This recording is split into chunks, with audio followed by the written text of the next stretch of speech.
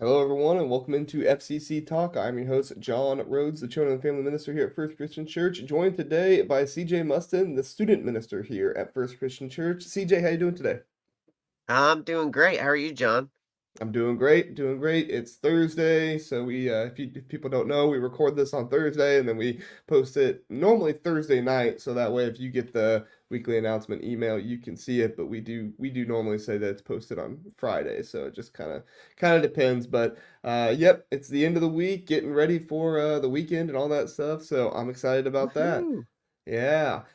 Before we get into it, I do want to remind everybody, please do like and subscribe to the First Christian Church YouTube channel. We appreciate you doing that. And that FCC Talk is covering news events and things like that in the Christian world. It's not, politics or anything like that. We stay away from that because you can find that just about anywhere. This is all about ministry insights and news and some Bible, but this won't be a sermon or anything like that for you. This is, just two guys who work at First Christian Church, uh, talking about current news events and trying to give our perspective on it. So, CJ, we've got some good items to talk about today. We have DeVon Franklin is saying that Hollywood is actually embracing God more. There is some controversy with the Pope right now, and even though we don't really follow the Pope, there is some talk there from different religious leaders that I think is interesting and could provide a good conversation for us. And then Preston Perry's journey from gang violence to evangelism. He says you can't make discipleship if you don't talk about sin. So, quote there. We're gonna get into all that stuff, and it's gonna be interesting. So, CJ, you ready to just get right into it? I'm ready.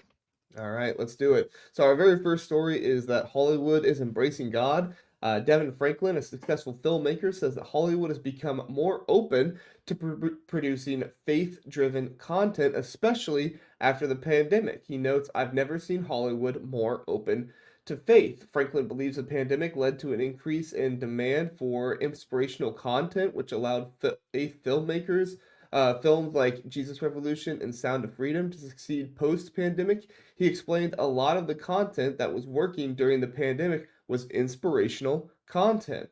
Franklin, alongside Tyler Perry Studios, which, if you don't know, Tyler Perry, he is a Christian filmmaker, makes some wholesome content out there. He signed a multi-project deal with Netflix. Their first project will be to reimagining the biblical story of Ruth and Boaz, titled R&B, which, that kind of is like the spin on the R&B music and stuff like that. So I'm sure that's going to be interesting. Tyler Perry, normally very creative.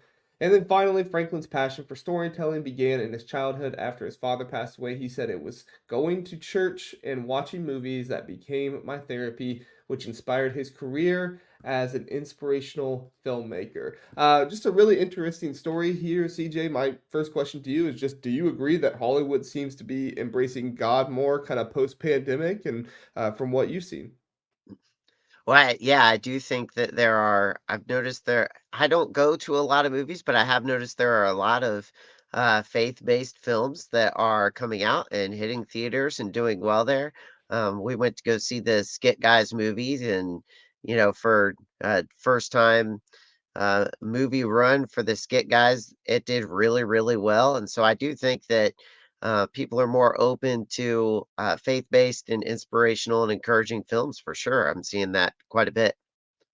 Yeah, this is something ever since we started FCC Talk that's kind of been talked about, and I do kind of see this happening more and more. I think you saw it happen a little bit before the pandemic, but before the pandemic, or during the pandemic, there very much so was like an desire for inspirational content. Everybody was cooped Mhm. up in their homes. Everybody, was kind of, I don't want to say by themselves because they may have had somebody else there with them, but there was not nearly as much social interaction as there was before. And it's interesting to me because I feel like we are similar to that now still, where many people are creating relationships online and stuff, which I'm not saying is a bad thing to have friendships and stuff like that online, but it can be difficult to be as social as you once were when so many things are online. I was just talking with somebody the Mhm. other day about how, it's not nearly as common to see a group of people go to a coffee shop together and just get coffee,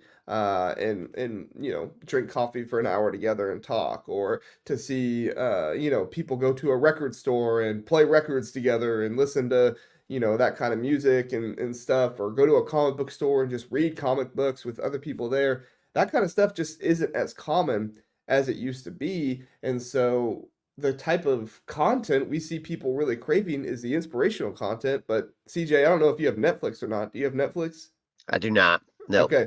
Anybody here has Netflix, you know that like the top trending shows on Netflix are all like relationship shows. You're looking at Hmm. like Romance Island and Love is Blind and The Bachelor. Like those are the most popular shows, at least from what the front page of Netflix is telling me. I don't really watch the shows personally, but from what the front page of Netflix is telling me, that's like their most popular stuff, which leads me to Hmm. believe that, there is an aspect of, you know, social relationships and things like that that could be missing that people are craving today, through maybe their movie content and their show content, which could Hmm. also just be those shows are really entertaining. I have no idea. Like I said, I don't really watch. Not that I'm bashing anybody that does, but I don't truly watch them. So CJ, if this is true, what kind of effect do you think this can have? Let's just say on our country, right? We don't want to, try to speak for Africa and Europe and stuff like that. Like for our country, what kind of effect do you think Hollywood being more willing to embrace God can have on our country? I think anytime you can put out inspirational and positive messages, it's going to help the culture as a whole. I was just talking about this uh, with my wife about going to soccer games and how just the the effect of a positive attitude versus a negative attitude, how that can drastically change the course of the game. And so I think just the idea of having positive messages come out and people attaching to those positive messages, I think that can change the trajectory of where we're headed versus gravitating towards some of the negative messages that could come out instead. So I do think it can have a decent impact on the trajectory of our country for sure. Yeah, no, I see that as well. I mean, when I first started learning how to public speak and stuff like that, I remember one of the first things my uh, public speaking teacher told us, and of course this was very beginnerish. There's much other ways to start a speech. Is they would say, go up there and be positive right away. Not Mhm. only is it going to be positive for you in your speaking that you're starting that way, but it's also going to be positive for your audience. They're going to see you in a positive light. Now, don't make a fool of yourself, but go up there and smile, project your voice, let the beginning of your speech be the best part. And I think that relates to today, right? More inspirational content, more positive content for people to watch and be entertained by is, going to be better for people in the long run. I mean, I don't know about you, Mhm. CJ, but I feel much better after watching a positive and uplifting movie than I do watching a horror movie, right? Right. Yep. Yep. So, and I don't Absolutely. Now, go ahead. I think that I'm not sure, and we'll get into kind of the evangelism type stuff later in the episode, but I'm not sure that these movies will necessarily draw people into church immediately. But I do think that these movies can plant seeds for the future, and that they'll be the type of things that we'll see growth um, years or even generations from now where it's a slow change. And I think that's the thing we have to remember as Jesus followers that uh we've got to avoid this idea of the quick change. It's often a slow process, and that's a good thing. Slow processes tend to be the things that last the longest. So we're seeing a slow change here, and I think that can continue throughout the generations and be a really good thing.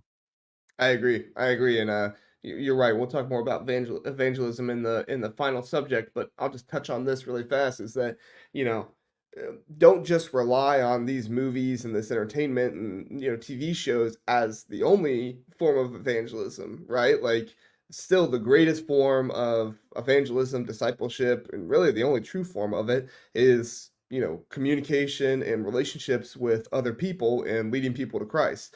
I think a movie can put the idea of Christ in somebody's mind and they might be more open to it, but hardly, I shouldn't say hardly ever, not very often is somebody going to be so inspired by a movie that they go and read the Bible and understand every single aspect of it and then you know find Christ. There is going to most likely need to be some kind of person or a figure or somebody who can help that person along, and we as Christians are called to do that, right? We're called to be that person to kind of walk alongside people and help them, so, and be that Mhm. encouragement. So all right, good discussion there, CJ. We'll move on to the Pope talk. So we started with a little bit of a positive message. This one's a little bit more negative, and I guess there's a negative outlook on it. I don't know if it's entirely negative, but I think there's some good discussion that can come from it. So if you're not aware, Pope Francis, he's receiving backlash right now from U.S. religious leaders after stating all religions are a path to God, comparing them to different languages. He's saying that, just like how you speak different languages, you can have different religions and they are all used to reach God. He emphasizes the importance of interfaith dialogue, especially among young people. His statement stated significant criticism or faced significant criticism from religious leaders in the U.S., including Bishop Joseph Strickland and Calvin Robinson, who argued that the claim contradicts Christian teachings, with Christians stating Jesus Christ is the only way. I think that's in the Bible, CJ. And then Bishop Strickland has previously clashed with the Pope over issues like banning pro-abortion politics and the communion of LGBT activity, which led to the dismissal by the Vatican in 2022. We're not going to talk about that. Those are, mostly political issues that we know that you can find other information on. And then finally, despite the criticism, Pope Francis reiterated that God is good for all and encouraged people to engage in inter-religion dialogue, underlining the importance of understanding the cooperation among different faiths. All right, CJ, so this is a very interesting story to me. I just kind of want to start. What are your general thoughts on the story, what Pope Francis said, and if you want to get into maybe Bishop Strickland and Calvin Robinson and that kind of situation, wherever your general thoughts want to go. Yeah, I read a couple different articles on this, and so the initial article, I think the one that's posted here, like one of the first lines in it, says that people are outraged. And any article that kind of starts with a harsh word like outrage, like my red flag goes up for some immediate bias.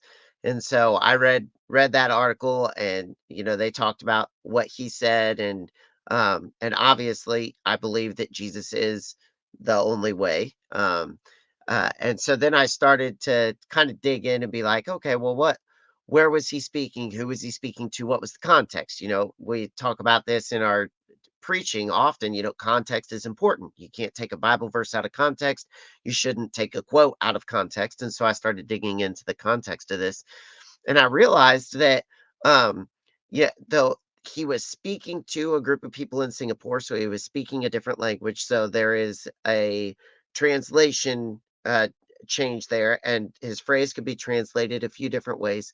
And I think at the end of the day, um, his context is there's a lot of interfaith hatred, and he is encouraging people to have dialogue. He is encouraging people to not just hate someone because they're a different religion. And so I think what he said, um, was actually a decent thing, to say, let's have some interfaith dialogue. Now, do I think it was translated with some bias to get some news articles to feed some right wing, left wing, however you want to throw it around? Yeah, I think it was probably translated a little bit.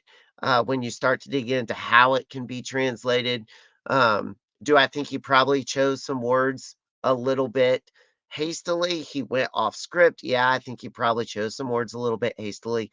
Do I think it's a call for outrage, or to just, go crazy. No, I think he's encouraging the same thing that Jesus encouraged, which was let's love some people. Let's have a conversation.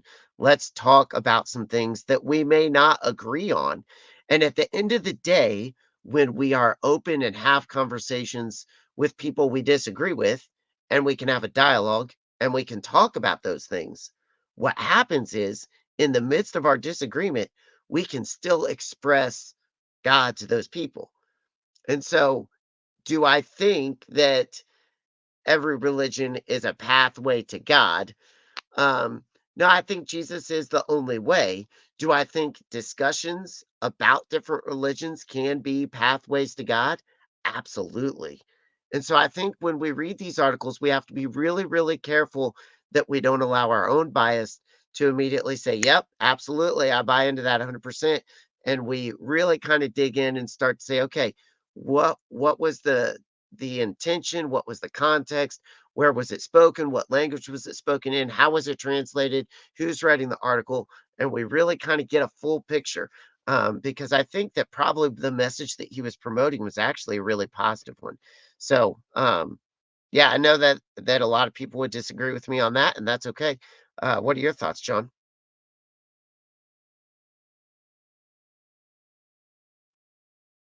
You're, I can't hear you. Sorry, I'm muted. You're No, good. I think you put it in a good way, and I think that your diagnosis of making sure you don't just read one article when something seems a little fishy, but you continue to research and go better into it. I would love to believe that every Christian person on Twitter has the best intentions at heart, and I'm not trying to judge anybody's intentions, but if you're in the social media space enough, you realize that, being honest and having, how should I say this? Being honest and having maybe the most intellectual conversation on social media is not exactly what gets you the most attention. And I'm not trying to bash anybody by saying that. I'm just saying what the truth is, that people don't typically respond and say, "Hey, this was very insightful. Thank you. You did a great job." Like, less people respond saying that than people saying you're stupid and here's why you're wrong, right? And Hmm. so it's when you get more people saying you're stupid rather than saying they agree with you, that provides more clicks and gets your name out there more. And it kind of goes back to the idea of like any publicity is good publicity, right? Which is not exactly the most honest way to go about things. And I'm not accusing anybody of that here. I'm just saying that's the kind of stuff that gets more clicks and sells Hmm. more. Do I think that the Pope put everything in the best, did he describe everything in the best way? I don't think so from what I saw, because I agree with you is that the message of interfaith dialogue and not hating somebody else because of their faith is a good one, and I think it's something that Hmm. needs to be spoken. Do I think that using language was maybe the best metaphor or the best comparison? And since he was speaking a different language, it might have been for that group, but people online may not have seen that or may not have understood that as much. When he was saying, there's truly one God, and each of us have a language to arrive at God. Some are Sikh, Muslim, Hindu, Christian, and they are different paths. And then they add to God. I don't know if that really is, what he meant. People see that and say, oh, well, he's saying that you can be Muslim, you can be Sikh, you can be Hindu, and you can go to God. And it's like, okay, I can see how you would think that, but I don't think that was his intention of saying all of those paths, are a way to God, because at the end of the day, Jesus is the only way, and the Hmm. Pope, that's the religion that he believes in. That's what Hmm. that religion states. I think what he was saying is they're all a different path to having a conversation about God. Hmm. Now, I could be completely wrong, and the Pope could come out tomorrow and say that wasn't what he meant. If it is, Right. fine. But from what I read and from what I researched after this, it was saying that if somebody has faith, there is an opportunity, there is a door open to have a conversation about God. Hmm. And if you believe that, you know, every single path is going to get you to heaven, or every single faith is going to get you to heaven, and it doesn't really matter what you believe in, then you wouldn't really care if people had interfaith dialogue, right? But I think the Pope here is trying to advocate that Christians talk more to people of other religions because he believes that Christians have the way to God, which is Jesus Christ, and he wants other people to see that. Did I Mhm. explain that well, CJ? Do you I think think the so, same yeah. thing? Okay. Yeah. This is one of those stories that, I'm not trying to bash the person who wrote it or the website that wrote it, but it's just one of those stories where I feel like maybe the entire picture is not being communicated, and maybe the everything that's in it is not accurate to what the original person was saying. So, CJ, then my Mhm. question is how, maybe we don't describe it the same way with language because that seems to be taken out of context. How can we best support interfaith conversations without forsaking Jesus and him being the way to God? Maybe tips that you've used in your life, or what you've seen other people do that's worked. How do you kind of go about having interfaith conversations with people? Mhm. Well, I think there's, 2 main things that we can do. Uh, the first thing is, build relationships. Man, that's the biggest thing that is gonna draw people into Christ. And if we can start having relationships and being open to having conversations and listening, and honestly listening without thinking of the perfect comeback that is going to put them in their place, um, that's gonna do great things for God's kingdom.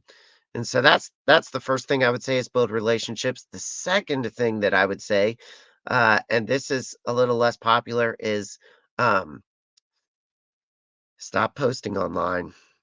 Stop posting the hateful. Stop posting the comments that are memes that we think are funny that are putting other people in their places.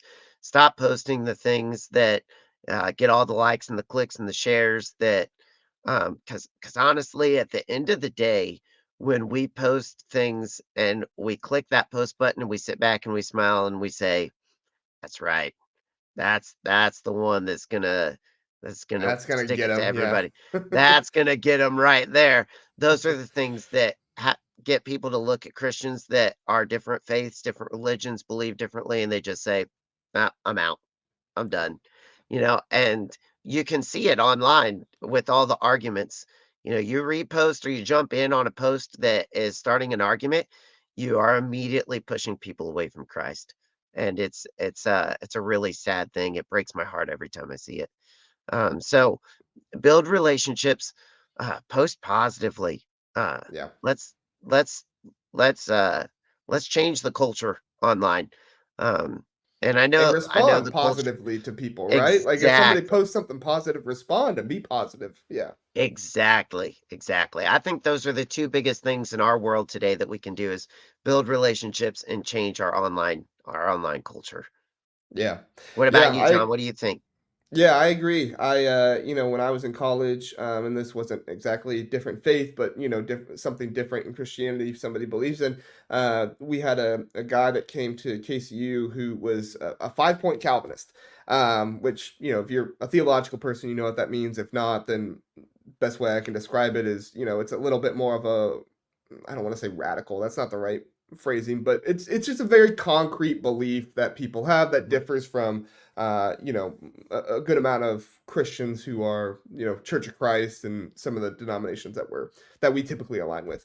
Anyway, a lot of people would get upset with this guy. His name is Luke, who was a Calvinist, and some of it Luke kind of brought upon himself. Right? He would stand up in class and argue with the professors, and like there was a good amount of it. I'm not going to say that he was completely innocent of some of the criticism that he got. However, when people would talk about him, oftentimes that information would get back to him, whether it be on social media or whether it just be in regular conversation. And my this happened my sophomore year when my dorm was actually flooded because a water pipe burst. And so we were forced to evacuate that dorm. I shouldn't say forced, we wanted to evacuate that dorm and live in other dorms that were throughout the campus. Well, as the RA of that dorm my sophomore year, I decided to let everybody else choose where they wanted to go, and then I would take what was left over because I felt like that's what a leader should do. And so everybody chose all the dorms and all the places, and there was one bed left in a boys' dorm on campus. I mean, we were fully booked at this point. There was one bed left, and it was in a room that the only three-person room on campus. And this third bed had not been used in years. I mean, it was a storage room. Like, this is a place that wasn't used in years. And so when they said that I could live there, I mean, they had to clean it out. Like, I stayed an extra night in the in the dorm that was flooding. There's like water out in the lobby, which probably shouldn't have stayed there, but I didn't have anywhere else to stay. So I stayed an extra night there as they cleaned the room out and stuff. And that room just so happened to be the dorm that Luke, or not just the dorm, the room that Luke also stayed in. Now, Luke and his roommate did not get along at all. His roommate was somebody who was very staunch against Calvinism and was very against that.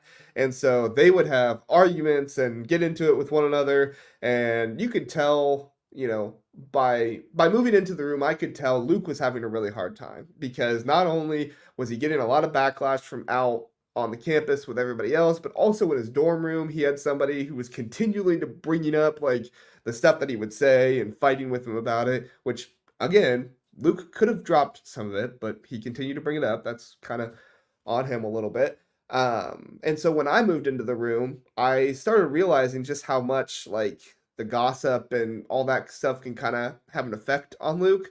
And I never really participated in it just because I was like, I don't really know this guy. I don't really know what's going on. I was never in any of the classes where he seemed to be doing this stuff. And so, I never really participated in it.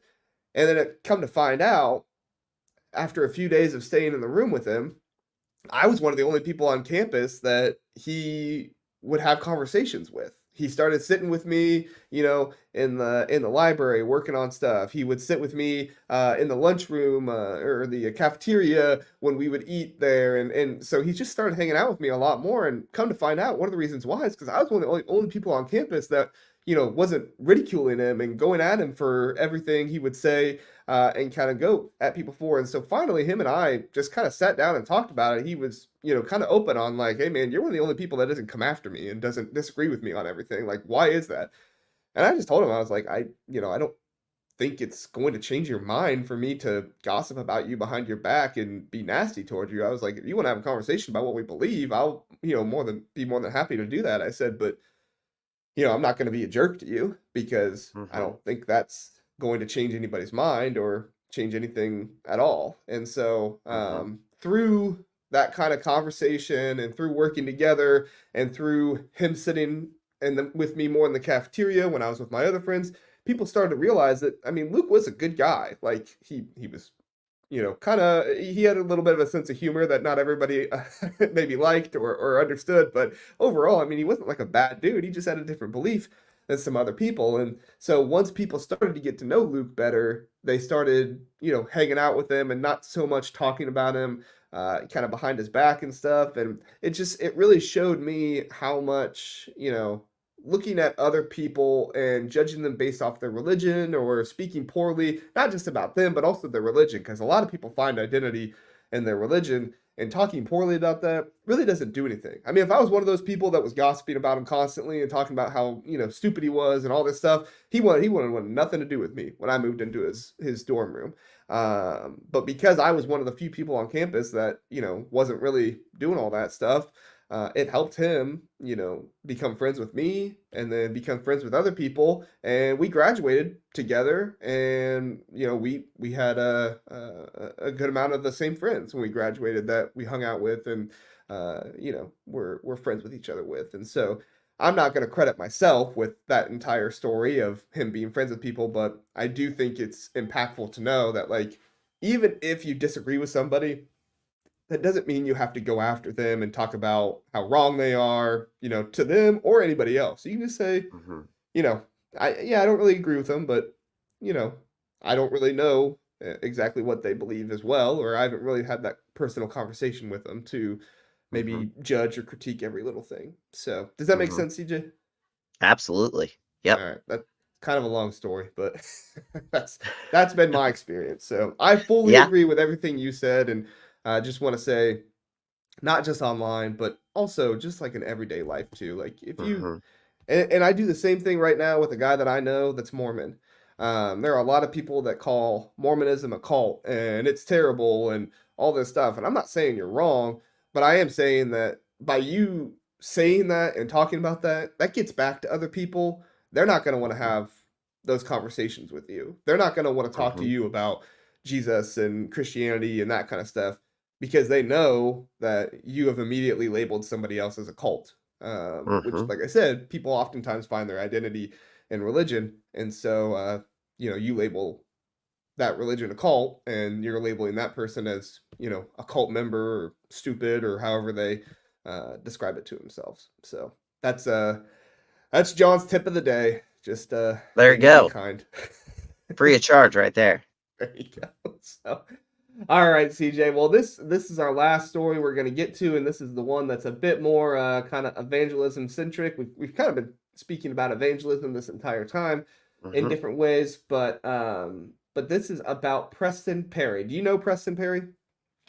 I do not. Okay, so Jackie Hill Perry was I don't need to get to her entire story in this one, but if you Preston Perry is Jackie Hill Perry's husband, I believe, and Jackie Hill Perry is a music artist and went through some different stuff with her faith, but she has since come back to faith, or I don't know if she ever left, but she has a much better relationship with the Christian community now. And has her faith in Jesus Christ. Well, anyway, her husband, Preston Perry's journey from gang violence to evangelism, he says, can't make disciples if you don't talk about sin. Perry grew up surrounded by gang violence and trauma on Chicago's South Side, leading him to question the existence of a just God. A pivotal moment came when he encountered the gospel at age 16, realizing the seriousness of sin and starting his journey toward faith.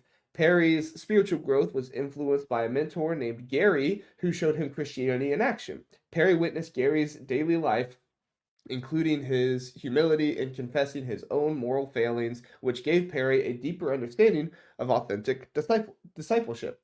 Perry emphasized the need for the church to address sin, arguing that you can't truly make disciples if you don't talk about sin. He believes avoiding tough conversations about human nature weakens evangelism and discipleship. Perry advocates for a life on life relational approach to evangelism, seeing people as image bearers rather than projects. He stresses the importance of asking the right questions and being led by the Holy Spirit, focusing on obedience to God rather than fearlessness. That's obviously a very short summary of the article. This is an article I definitely encourage people to go read. It's very uh, open and honest about Preston's life, and I think if you're somebody that loves redemptive stories, which I think most Christians do, this would be one that you'd probably like to go read. But CJ, you read it, you kind of saw it. What were your general thoughts on Preston's story and maybe just his comments? Yeah, I think it's a really cool story, and it just solidifies some of the things we've been talking about how important relationships are. And when you read his story, you realize that it was the relationship with his friend Gary that changed everything. And I think the title of the article and kind of his comment, we talked about earlier about pulling comments out of context. He said you can't have evangelism without talking about sin. Or I think a lot discipleship? of times, yeah, Yeah, discipleship discipleship. without talking about sin. I think a lot of times we look at that and with our bias, we say, all right, well, we need to point out other people's sin.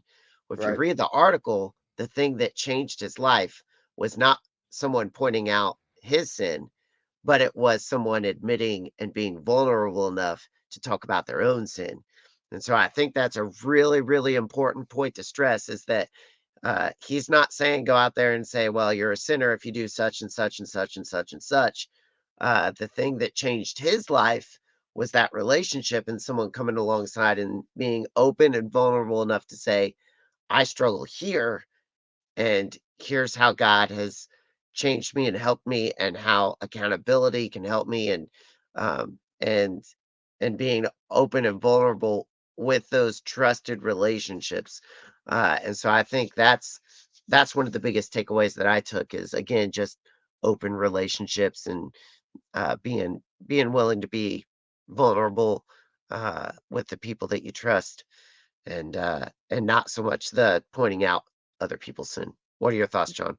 Yeah, no, I agree. I think that was actually what kind of sparked my reading of the article at the beginning was that quote there, and thinking, I know of Jackie Hill Perry. I don't know much of Preston, but I know that Preston and Jackie Hill Perry are married, and so I was like, that seems like a weird quote for that. Let me look at this, and even if you don't know who Preston Perry is, you probably look at that and say, oh, he's advocating sin, judging people's sins or something like that. But you're right. You get into the article and it kind of does a 180 on you to where Gary is Mhm, talking about his issues and what he struggled with. And it's kind of a cool moment because if you did start reading this article thinking, you got to point out other people's sin and tell them what's wrong with them, then you're halfway through the article and you're like, oh, maybe I shouldn't do that. So mhm, it's kind of interesting how that went. And I think there would be some people that would critique the writer on that. I don't really critique him as much because I think if you can ever just go off the title of anything, you got to read the article. mhm, And if a title gives you some kind of impression at the beginning and then it switches your impression at the end, I feel like that's a creative article, and I feel like that's some effective writing to try and get people to think about what they're going through. But everybody mhm. reads articles different ways. That's just my thought on that one. I do want to read a quote that Preston had later on and talk about this a little bit more. So, Preston, he does a podcast with his wife called With the Perrys. So if you're somebody that wants another podcast to add to your list, that would be another one. I haven't listened to it, so I can't say that it's the best podcast in the world or anything. But from what I know about Jackie and Preston, they're both Christians, and it's probably got some good wholesome content in there for you to listen to. But the quote that he said after, I think this was on the podcast, he says, "Every heart has a cry. We just won't hear it if we don't ask the right questions. What I try to do with my evangelism is instead of going now and just throwing Jesus at them, how can I ask the questions that will make them feel heard, and will spark a conversation while I'll be able to give Jesus to them in a natural way?" This is interesting to me because he also talks about how some churches today don't really talk about sin much, and he wants to advocate for people to talk more about sin, not pointing out other people's sins and being judgmental, but caring for people and hearing out their sins, not judging them, but also saying like, hey, I sin myself as well. Like I'm broken and I need Christ as well. So CJ, I'm just curious your thoughts on this take on kind of modern evangelism, and maybe that differs from an evangelism thought process that we've seen in the past. I love it. I absolutely love it.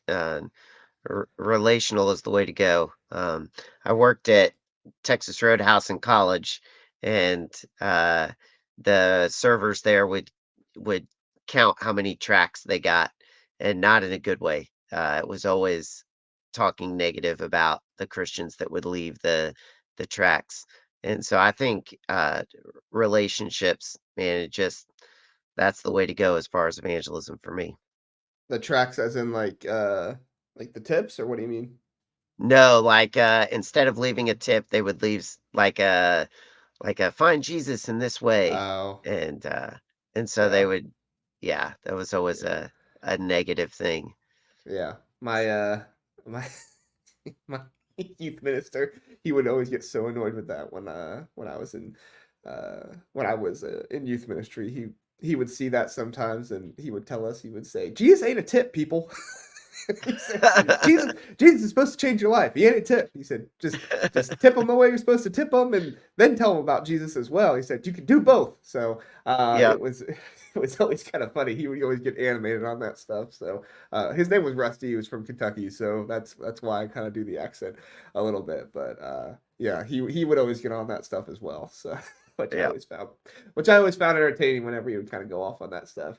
No, I agree, CJ. I think that's kind of been the whole encompassing piece of this episode. I think is prioritizing relationships and being there for somebody and making sure that that conversation is always something that is available for them, right? Mhm. Because you never know what people are going through. You never know what struggle is going on in their life, and you never know when somebody needs to talk or when somebody needs something. And it's not just people Mhm. who aren't Christians. I mean, there are people who are Christians that sometimes they need somebody, right? They just need somebody Mhm. to be with them and maybe just to listen. We don't always need to say something. We don't always need to fix something. Sometimes it's Absolutely. just being there, listening, reminding people, hey, you're not going through this alone. I care about you and I want to help you if I can. But if just listening is helping too, that's fine as well. I can do that as well. And I think that through that kindness and through that generosity as well, I don't think people realize how much like in today's day and age, just overall time is generous, Mhm. right? I mean, just giving Yes. your time to listen to somebody, giving your time to be with somebody, like with how busy people are today, that's a really generous thing to do. And I hope people recognize that, and I hope that we can be thankful for the people that do that in our lives. Yes. So. All right, CJ, I think we did a good episode. I think had a lot Yeah. of good information there. I hope everybody who was listening enjoyed it. Let us know in the comments if you have any thoughts, or feel free to email me or CJ. Our emails are on the website if you have any Mhm. thoughts, or catch us on Sunday morning. One of the reasons why we do this is not just so you guys have something to be entertained by, but also so that, if you have a thought and you want to share it and kind of spark conversation, I think that's always a neat thing as well. So, we do appreciate it. CJ, is there anything going on in the youth ministry right now, or the student ministry? I apologize, right now, that you want No, to tell you're people good. about? You're good. Worship Uncoiled. I've got my Worship Uncoiled shirt on right now. We're rolling for the school year, so middle school, high school students, Sunday evenings. Open gym starts at 5, and then Worship Uncoiled runs right after it from 6 to 8. It's absolutely fantastic. We have an absolute blast. It includes a full meal, a lesson, worship, a small group time, games, and prizes. So it's a lot of fun. So I would encourage you, if you are in middle school or high school, know a middle schooler or high schooler, I encourage them to come out. We'd love to have them be a part of what we do. Yeah, and if you're an adult, you still need people to make meals. Yes, yes, always needing people to make meals. So if you are available to make a meal, we would love to have you. You can connect, shoot me an email, and we've got a leader that does a great job kind of planning and organizing all those. I can get you in touch with her. So just shoot me an email if you're interested. We'd love to have you. There you go. CJ Muston at fccbrazil.org. I am just J Rhoades, Rhoades at fccbrazil.org. You got both initials in yours, CJ. I You got know. CJ Muston. I just got I J. Chris know. just got C. Man, it pays off to have only two letters in your nickname, right? That's right. That's right.